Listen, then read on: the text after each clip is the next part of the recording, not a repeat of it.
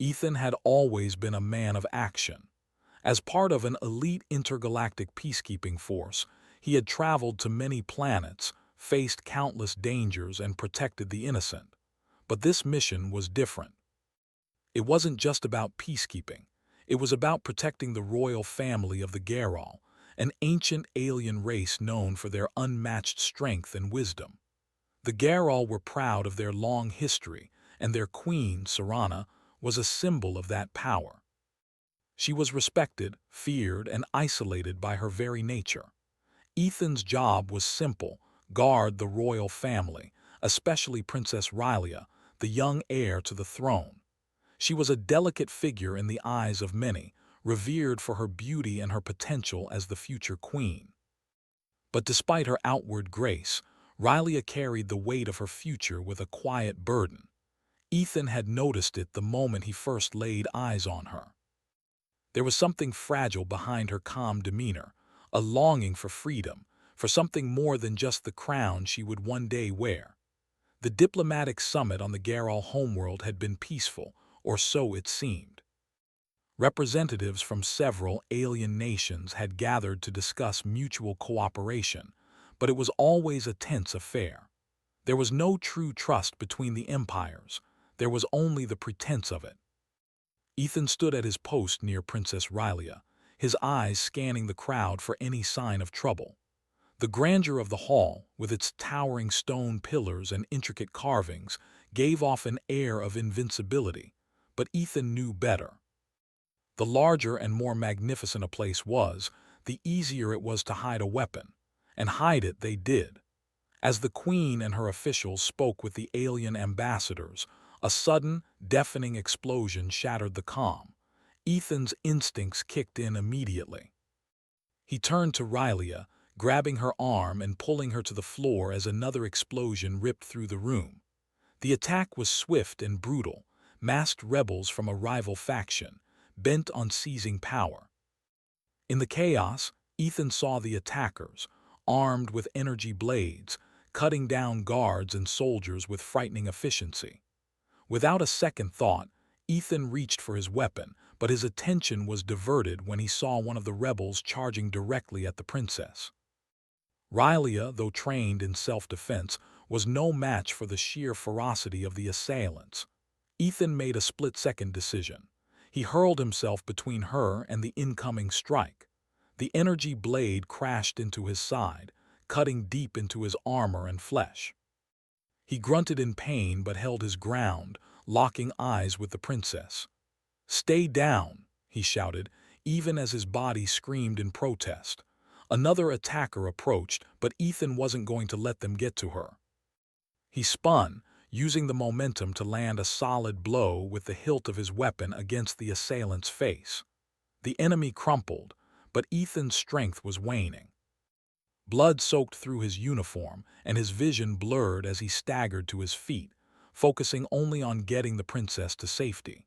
He reached for her, trying to pull her away from the chaos, but before he could fully turn, another strike hit him, this time to the back. He collapsed to the floor, gasping for breath. His body was failing him, but he couldn't stop. Not now. Not when Rylea's life was still at risk. In the midst of the battle, the queen appeared, flanked by her elite guards. Queen Serana's eyes scanned the scene with cold efficiency. She moved like a shadow, her presence both commanding and terrifying. She surveyed the wreckage of the summit hall, her face devoid of emotion. When she saw Ethan on the floor, his body covered in blood, she acted quickly. With one hand, she signaled her guards to secure the area, while with the other, she motioned for her personal healer. The battle raged on, but Queen Serana did not flinch. Her daughter Rylea stood at her side, visibly shaken by the violence but unwilling to leave her mother's side. The queen's eyes never wavered from Ethan, who was now being dragged away by the healer. His body was limp, and his injuries were severe. "Save him," the queen ordered, her voice sharp as steel. Rylea, still in shock, turned to her mother. "Is he alive?" Serana responded, her tone icy but firm. "He will be, but his survival is no longer in your hands." Ethan was carried into the royal medical chamber, where the healer worked quickly to stabilize him. The room was cold and clinical, with glowing panels and advanced technology that Ethan had only heard about in rumors. The healer, a seasoned alien medic, moved with precision, using his tools to stop the bleeding and stabilize Ethan's vital signs. The queen stood at the doorway, watching in silence, her expression unreadable. Rylia, who had followed, stood beside her mother. Her eyes were filled with concern, and there was a tenderness in her gaze that Ethan had not expected. The princess had always seemed distant, cold in her royal duty, but now, as she looked at the man who had saved her life, there was something softer, something human in her eyes. For a moment, Ethan's pain dulled as he drifted in and out of consciousness. He could hear the low hum of the medical equipment, the distant voices of the queen and her daughter, but everything felt muffled. He had saved Rylia, but at what cost? Would he survive this? And if he did, what would happen to him afterward? The queen's voice cut through his thoughts. "He saved my daughter's life," she said, her voice more reflective than he had ever heard it. "I will not forget that, nor will I let him go unrecognized." Rylia's voice trembled. "But mother, he's a human, he's not one of us." The queen's gaze turned sharp. "His loyalty knows no bounds. That is more than most of our people can claim. I will not let him die because of his bravery." Ethan was unaware of their conversation as he lay unconscious, but the queen's words echoed in his mind. Loyalty. Was that why he had acted? No, he hadn't thought about it. He had simply done what was needed, what anyone in his position would have done. The hours stretched on, and when Ethan finally opened his eyes again, it was to a sterile, unfamiliar environment. His body ached in ways he had never experienced before, and the sight of the royal chamber was disorienting. He struggled to sit up, but the pain in his side was excruciating. He collapsed back onto the bed, groaning. "Easy," a voice said softly. It was Rylia, standing at his side with a worried expression on her face. She was holding a glass of water which she offered to him. "You've been through a lot, you're safe now." He took the glass gratefully, feeling the cool water soothe his dry throat. I didn't expect to wake up," he said, his voice hoarse. "You were brought back from the brink," Rylia said. "You're lucky to be alive." Ethan nodded, but his mind raced. The queen had ordered his treatment and Rylia was standing by his side. The situation was still far from over, but something had changed. The moment he had taken the blows for the princess, he had unknowingly crossed a line. He had become something more than just a soldier in her eyes. Serana entered the room, her presence commanding yet distant. Her gaze flicked to Ethan, and she spoke with a cold but sincere tone. "You've done what most would never do. You've saved my daughter's life." Ethan felt the weight of her words, but he remained silent. There was something in the queen's eyes, something deeper than gratitude, something heavier. She was not just thanking him for saving her daughter. She was marking him, claiming him in some way that Ethan couldn't fully understand. "You have earned my respect," Serana continued. "And that comes with consequences." Ethan looked up, meeting her gaze. "What do you mean?" The queen's lips curled into a faint smile, though there was no warmth in it. "I will not forget your sacrifice. You have proven your loyalty, and now I have a proposition for you. A duty that goes beyond mere service." Ethan's heart raced, but he didn't speak. He was still too weak, still too disoriented to process what was happening. Rylia, sensing the tension, stepped forward. "Mother, please, let him rest. He's just woken up." But the queen's gaze remained steady on Ethan, and he knew that whatever she was about to say would change the course of his life forever. Ethan lay in the royal chamber, his body still aching from the brutal attack. The queen's words from earlier echoed in his mind, yet they didn't seem to make sense. He had acted out of instinct, nothing more. He was trained to protect, to serve, to keep people safe, and that was all he had done. But now, as he lay in a royal bed with wounds that were still healing, he was beginning to understand that there were consequences to every action. Queen Serana's offer had hung in the air like an unsolved riddle. She had spoken of loyalty, of respect, of duty. But what did that mean for him? What did it mean to be loyal to a woman like her? He had heard the stories, how the Garal ruled with an iron fist, how their queen was unapproachable, feared even by her own people. Yet as he looked at her now, standing so silently at the entrance of his room, he saw something he hadn't expected. There was a glimmer of something deeper behind her cold exterior, an unmistakable loneliness. Ethan pushed himself up, wincing at the pain that still shot through his side. He didn't feel strong enough yet to face her, but he had to. He wasn't just a soldier. He was a man who had saved her daughter's life, and in doing so he had irrevocably changed the course of everything. "Your Majesty," he said, his voice hoarse, "I owe you my life, but I can't accept what you're offering. I didn't do it for any reward." Serana stepped closer to him, her gaze steady but unreadable. She had always carried herself with an air of authority, but there was something different now, something almost desperate. "You think I would offer you something as simple as a reward?" she asked, her voice cool but laced with a subtle edge. "I have already given you what you need, the chance to live, and in return I ask for your loyalty." Ethan frowned, unsure of how to respond. He had seen power in many forms, but there was something unsettling about the Queen's offer.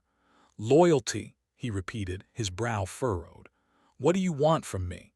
Serana's eyes softened just a fraction, but it was enough for Ethan to notice. She was always in control, but in this moment she was revealing something raw. "You've saved my daughter's life. You've proven yourself more capable than any of my own people. I cannot ignore that. You are different." She paused, choosing her words carefully. "The kingdom needs loyalty, and I need someone I can trust." Ethan's heart pounded in his chest as he processed her words. He had been a soldier all his life, following orders without question, but this was different. Serana wasn't just asking for his service. She was offering him something far more complex, something that went beyond duty, and that scared him. "I'm not like your people," Ethan said quietly. "I'm human. I don't belong in your world." The Queen's lips tightened, but there was no anger in her expression. Instead, she regarded him with a quiet intensity. "You are right. You are not like my people, but that is why I need you. My world is suffocating under the weight of its own history. My people.